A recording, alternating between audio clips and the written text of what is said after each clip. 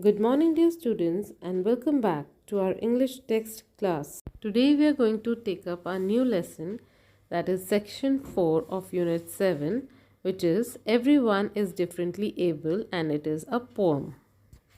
Children, will see the poem stanza wise. First stanza. Everyone's differently abled. Everyone has ability. Everyone's differently abled, making their lives work differently. So, children, in this poem, the poet is talking about differently abled people. Here, children, differently abled means disabled people, which means people having physical or mental condition that limits their movements, senses, or activities.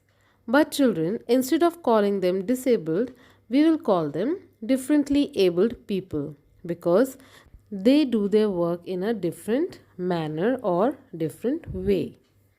Children, here the poet is talking about people who can't walk properly, talk properly, etc. So, children, if they can't walk properly or speak or see properly, that doesn't mean that they can't do their work like us. They can do their work but in a different manner or different way. Second stanza. Now, you might use a chair with wheels to get around. You might use your hands to speak without a sound. Cause there's a million ways to do most anything. Children, here the poet says that if a person is not able to walk, that doesn't mean that he cannot walk around. So, for that, he or she can use a wheelchair to walk around. If a person is not able to see, he or she can use a sign language to express his or her thoughts. So, children, we can understand that there are many ways to do a particular work. Now, children, let us see the next stanza. Some people love to dance, some people prefer to sing. Now, you can use a working dog to help you see, or use your mouth and feet to paint and write poetry. There's a million different ways that you can be. Children, it means that it is not necessary that everyone would like to dance or sing. Some people may love to dance and some people may love to sing. Here, the poet says that if a person is not able to see, he can take help of a trained dog or a working dog to take them to the right path. And if a person is not able to write with his or her hands, he or she can use their mouth and feet to paint or to write a poetry.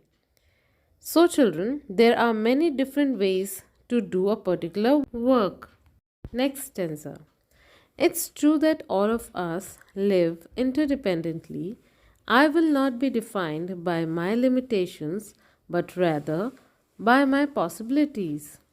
We can respond to the needs of those around us. The best ability is response ability.